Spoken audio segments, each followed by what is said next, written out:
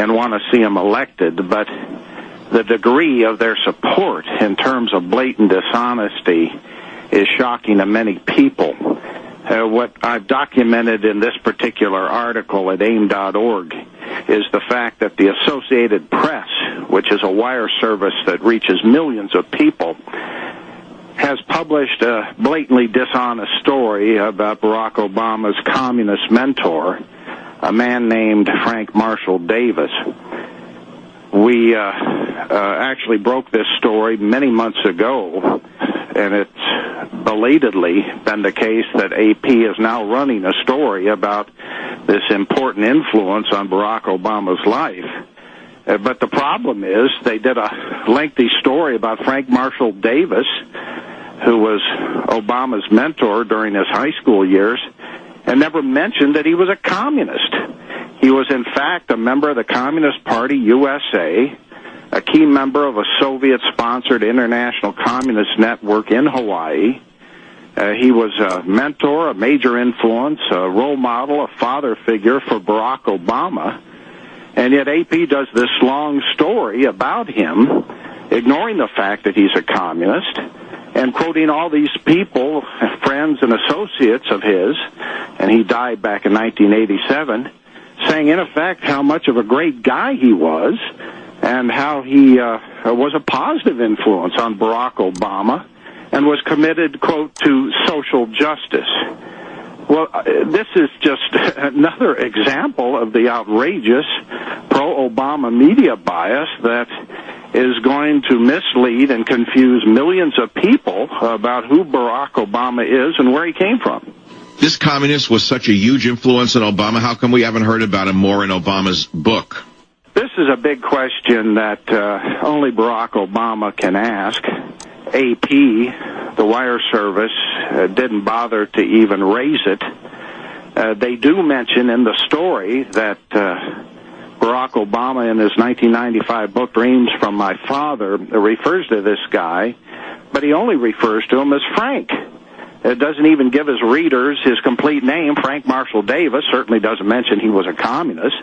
Talks about him reading poems and giving him, Barack Obama, advice on various things like American values and college and race relations. But Barack Obama never mentions that Frank was Frank Marshall Davis. And when we confirmed this, we confirmed who this guy actually was many months ago. I actually commissioned a major report on this subject by Herbert Romerstein, a veteran anti-communist investigator, and we looked into Davis's background. He was an identified member of the Communist Party. He was a Stalinist. He supported the evil Soviet regime. This is a very bad person, and yet this is the guy who was picked by Barack Obama's white grandfather, Stanley Dunham, to be Barack Obama's mentor.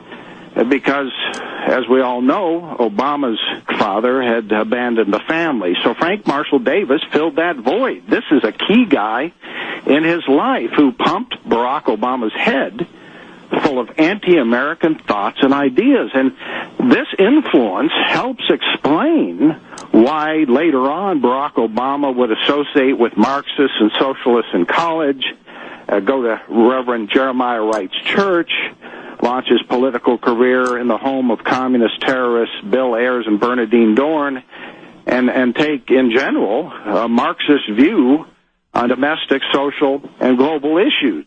Well, it does explain a lot about Barry Obama. Davis is the key to understanding Obama, and yet Obama covered up his true identity in his book, and the AP doesn't even try to get to the bottom of it. Instead, they run this blatantly dishonest piece by a Honolulu reporter for AP, a guy named Sudhin Thanawala, who completely ignores the fact. And we had provided him information about this, by the way. We provided him the Romerstein report. We provided him all the information we have, and yet this reporter ignores all of it, ignores all of the evidence, and completely ignores the fact in his story that Davis was an identified member of the Communist Party. This is how dishonest AP has become. And at the same time, by ignoring the evidence, they excuse Barack Obama's dishonesty as well. The depth of the cover-up in the midstream media is beyond even my comprehension. How did Obama become the chosen one? It's no secret we've got a liberal left bias in the major national media in this country. This is a bias that we at Accuracy in Media have documented going back for decades. They want to see Obama win. They naturally, almost like clockwork, want to see the Democratic candidates win, especially on a national basis, and especially Obama. I mean, you look at this guy, his campaign strategist is David Axelrod, who used to work for the Chicago Tribune as a, quote, political reporter. His main spokesperson is Linda Douglas, formerly of CBS News, ABC News, and the National Journal. This guy is surrounded by the media who love him. They are on his payroll, and those who are not on his payroll might as well be. Or maybe they're doing it for free. I don't know what their motive is, but they want to see him elected to the point of denying the American people absolutely documented information that a Communist Party member, a key member of a Soviet-sponsored international communist network in Hawaii, was a decisive influence over Barack Obama. Well, how big of a scandal is this Davis story to Barry Obama's campaign? I think the Davis story is the biggest one of all. This is the biggest scandal of the campaign so far. And it's not just a scandal for Obama, it's a scandal for the press corps, which continue to try to cover it up. Because Davis explains why Obama would associate with communists and socialists later in life. It was Davis who had the influence over Obama during his formative high school years.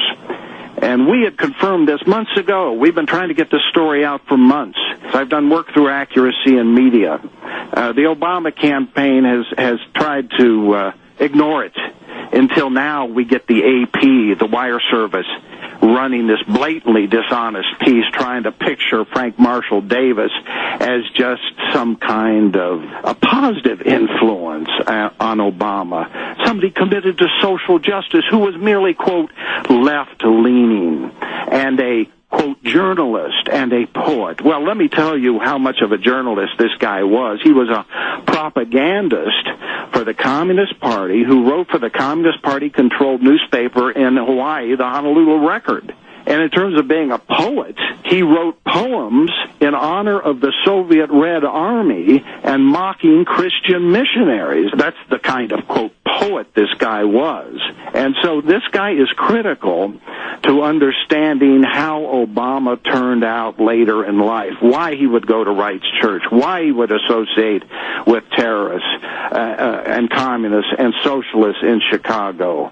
This is the key to understanding Barack Obama, and that's why this is a blockbuster of a story that AP now, with distribution to thousands and thousands of print and electronic outlets in the United States and internationally, is trying to obscure and to confuse people about who Frank Marshall Davis really was. I repeat, I provided this reporter direct documentary evidence in the form of the reports that we did at usasurvival.org, proving Davis was a communist, proving he had a history of involvement not only in the Communist Party but various Communist Front organizations over the period of many, many years before, during, and after World War II. I gave all of this information to this reporter, and he deliberately ignored it, and instead in his story only quotes those who are supporters of or friends of Davis or Obama.